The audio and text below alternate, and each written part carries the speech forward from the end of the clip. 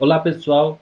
Dando então continuidade à nossa leitura e estudo do artigo O Modelo do Sistema de Esquema de Ações e Operações sobre Símbolos e Signos, nós vamos falar da quinta e última hipótese do modelo, que permite caracterizar o período operatório concreto e operatório formal. Nós já falamos isso em um vídeo anterior, mas agora nós vamos passar à parte do modelo que caracteriza esses dois períodos. E essa parte é justamente a seção 5, o museus e as operações, na página 20. Continua na leitura, nós temos. Nessa seção, abordam as operações relativamente ao sistema de esquema de ações externas e internas do sujeito organismo epistêmico de acordo com o Museus. Em especial, introduz-se a quinta e última hipótese do Museus e as definições a ela correlacionadas, que propõe uma nova caracterização para o período operatório concreto e para o período operatório formal ou hipotético dedutivo, e analisam-se algumas de suas consequências. As definições a seguir são baseadas na possibilidade de se distinguir as ações interiorizadas ou interiores sobre símbolos e as ações interiores sobre signos, na medida que as operações no sentido de Piaget, segundo a hipótese 4, vista anteriormente, são ações interiorizadas sobre significados designados por significantes, símbolos ou signos. Ou seja, tanto os símbolos quanto os signos são os significantes que o sujeito utiliza para designar, para representar as coisas sobre as quais ele vai agir internamente por meio da representação. Temos então aí a definição 6, que define operações sobre símbolos.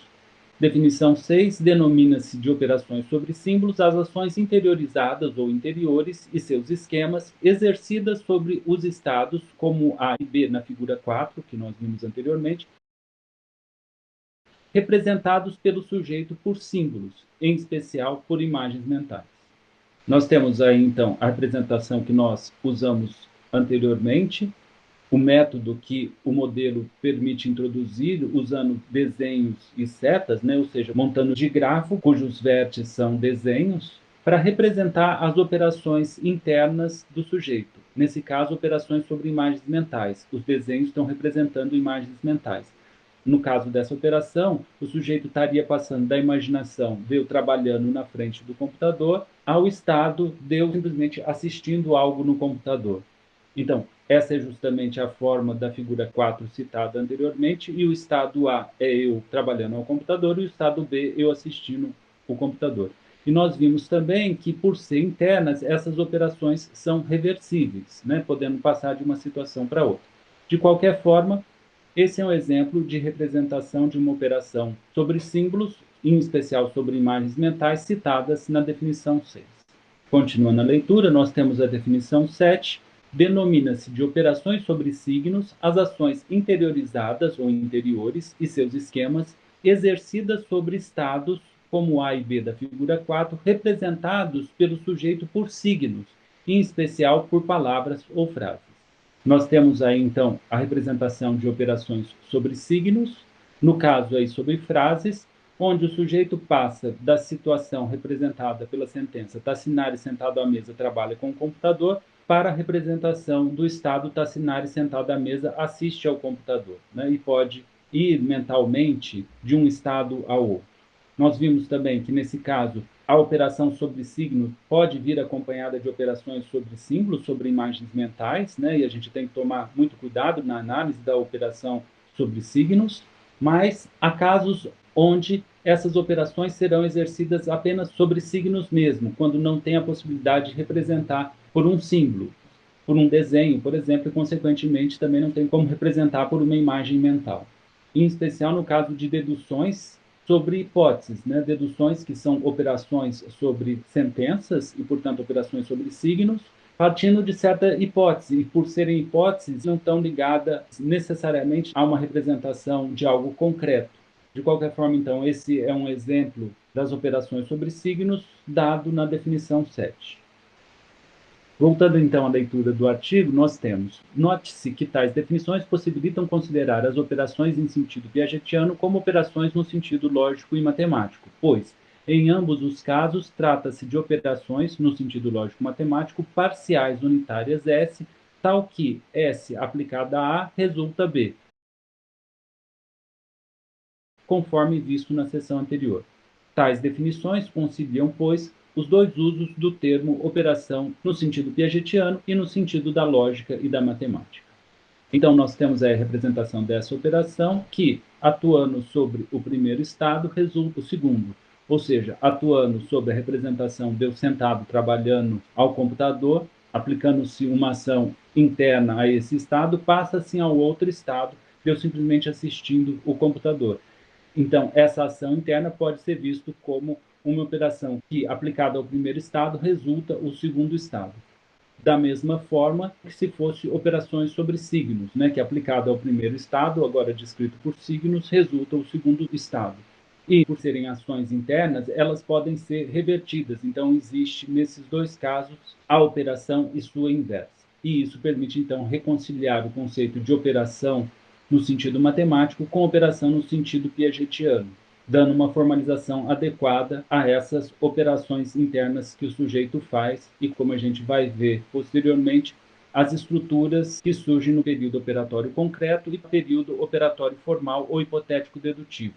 Retornando então à leitura do artigo, nós temos a quinta e última hipótese. A quinta e última hipótese do Moseus possibilita estabelecer uma relação direta das definições anteriores com as operações concretas e as operações formais. Hipótese 5. O que caracteriza o período operatório concreto é a aquisição da capacidade de operar sobre símbolos, em especial sobre imagens mentais. E o que caracteriza o período operatório formal ou hipotético dedutivo é a aquisição da capacidade de operar estritamente sobre signos, em especial sobre palavras e frases.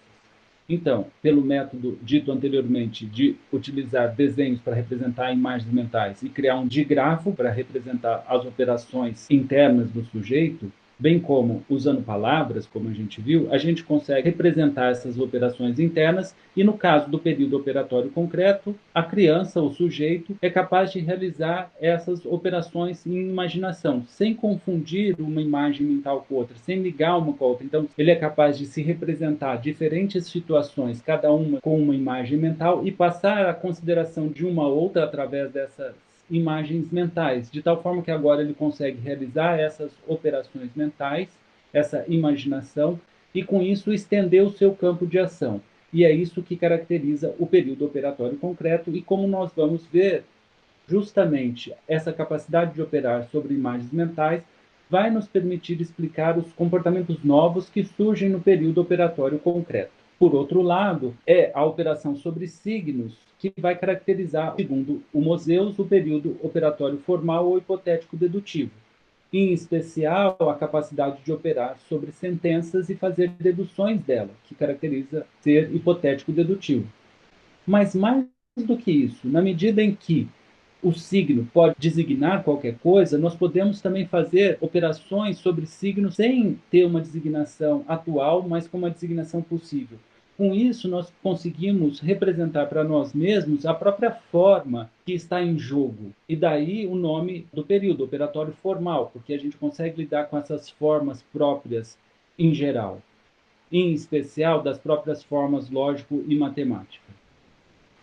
Retornando à leitura do modelo, cabe notar então que, de acordo com a hipótese 4 anteriormente, que fala que as operações no sentido piagetiano são ações sobre símbolos e signos, e com o surgimento dessas operações no sentido piagetiano, o sujeito passa a agir também internamente. Logo, os esquemas dessas ações interiorizadas ou interiores integram-se, pois, ao sistema de esquema de ações exteriores do sujeito, coordenando-se com eles, formando o sistema de esquema de ações exteriores e interiores do sujeito.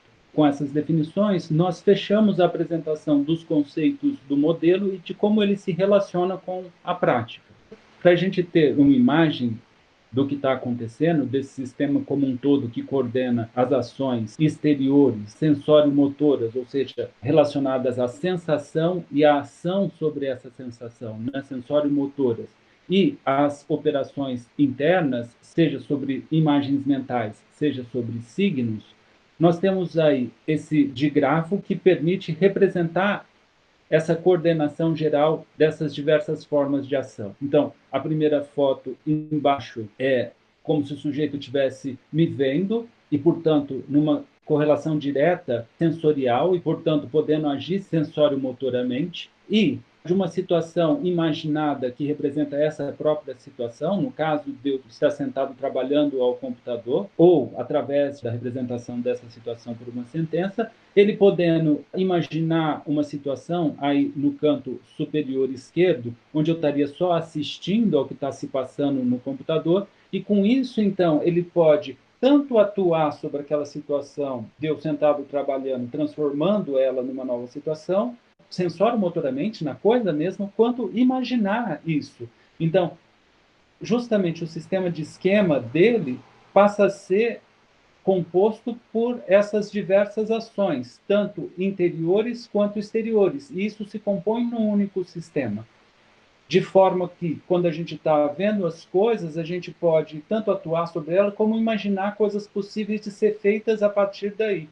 E o nosso sistema de ações acaba se compondo de todas essas ações. Então, com o surgimento das ações sobre imagens mentais, você tem essa nova capacidade, que, segundo o museu, justamente caracteriza o período operatório concreto. Durante todo esse período, o sujeito também vai conseguir fazer operações sobre signos, mas esses signos vão estar atrelados justamente tanto a uma descrição da ação do que está acontecendo, ou de uma ação possível de acontecer, quanto de uma ação imaginada e da possibilidade de se imaginar uma nova situação.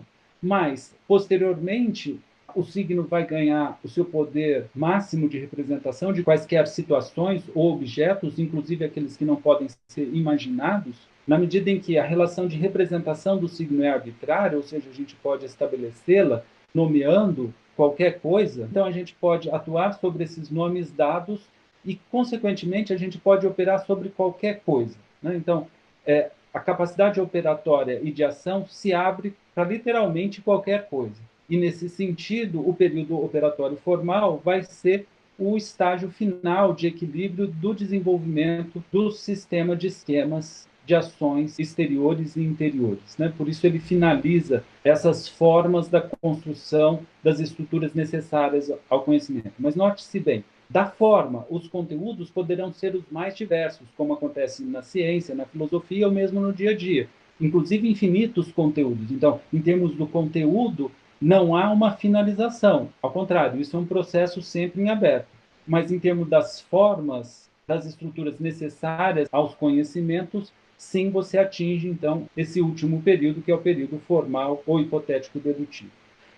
Um outro aspecto importante também é que, na medida em que o signo é abstrato, o sujeito pode operar sobre signos que não designam nada naquele momento, mas podem vir a designar no momento posterior, o sujeito pode trabalhar simplesmente com a forma de relação entre esses signos e atingir justamente a forma em geral, que pode se aplicar a qualquer conteúdo. Portanto, o nome período operatório formal também é extremamente apropriado ao que o sujeito consegue fazer nesse período. E justamente essas operações sobre signo, no seu sentido mais geral, mais amplo, mais poderoso, é que vai caracterizar, segundo o modelo, o período operatório formal ou hipotético dedutivo. Atuando sobre signos, vai poder atuar sobre hipóteses que não estão ligadas diretamente a uma situação real existente, por isso mesmo são meras hipóteses. E tirar as consequências dessa nova estruturação que você faz com essas hipóteses, ou seja, exercendo operações sobre signos. No caso, esses signos são as próprias sentenças. Hipóteses, então, justamente, o sujeito passa a poder fazer hipóteses e deduções gerais, inclusive estabelecer teorias sobre um dos possíveis, inclusive imaginar diferentes formas da sociedade, do mundo, inclusive de como se pode haver uma nova forma de relação entre os seres humanos, uma nova ética, inclusive montar planos de vida da sua própria vida, como ela pode ser, e o modelo, então, consegue, com a hipótese de que o período formal hipotético dedutivo surge com operações sobre signos, explicar essa capacidade também do período operatório formal. Com isso, então, nós vemos como a percepção e a ação motora sobre ela, ou seja, o sistema de esquemas sensório-motores, se relacionam aos sistema de ações internas, tanto em termos de imaginação quanto de realização. Então, você tem um único sistema de esquema de ações externas e internas. Ou seja, retornando à leitura do artigo, das hipóteses 4 sobre operações no sentido piagetiano e 5 sobre a caracterização dos períodos operatório concreto como sendo constituído por operações sobre imagens mentais e o período formal ou hipotético dedutivo sendo constituído por operações sobre signos, tem-se que as operações sobre símbolos e signos e suas coordenações têm uma forma análoga à das ações exteriores e suas coordenações, conforme a figura 1, a figura 4, e essa que a gente pode ver, onde todas essas formas de ação se correlacionam. E assim, tem-se que as operações sobre símbolos e signos se coordenam com as ações exteriores de forma a constituir um único sistema de esquema de ações exteriores e interiores, ou mais explicitamente, um sistema de esquema de ações e operações sobre símbolos e signos, termo que motiva o nome dado ao modelo aqui descrito. Note-se que nesse texto, ao usar as expressões ações e operações, subentende-se que o termo ações refere-se às ações exteriores e que o termo operações às ações interiorizadas. Bom, com isso nós, então, explicitamos todos os conceitos que compõem o próprio nome do modelo e, com isso, também os conceitos principais da epistemologia genética que nos permite compreender a forma das estruturas necessárias aos conhecimentos, bem como a gênese, na medida em como a gente vai ver esse sistema de esquema de ações e operações sobre símbolos e signos vai se constituindo gradualmente, e com isso vai possibilitando a gênese das diferentes noções nos diferentes domínios do conhecimento. Bom, a partir daqui, há assuntos que podem ser tratados, que é tratar especificamente da operação sobre símbolos, mostrando como ela tem uma forte dependência da operação sobre imagens mentais e como as operações sobre imagens mentais é que vão constituir, de fato, o esteio do período operatório concreto, né? Tanto que elas vão receber um nome especial de transfiguração, como a gente vai ver, bem como também tratar das operações do período formal ou hipotético dedutivo, as operações sobre signos, que analogamente às transfigurações, né, onde trans significa movimento para além de figurações, figura, imagem, então transfiguração, operação sobre imagem, que a gente fala no período operatório concreto, no período operatório formal ou hipotético dedutivo, a gente vai dizer transignações, ou seja, ações que passam de signos a signos. Então, a gente poderia tratar desse tema, bem como a gente poderia agora analisar um pouco melhor essa correlação entre as operações sobre símbolos e signos e as ações exteriores, tratando um pouco desse sistema como um todo. Então, eu vou parar o vídeo aqui de tal forma com que você possa escolher quais dos temas prefere ver a seguir. Obrigado por assistir até aqui e até a próxima.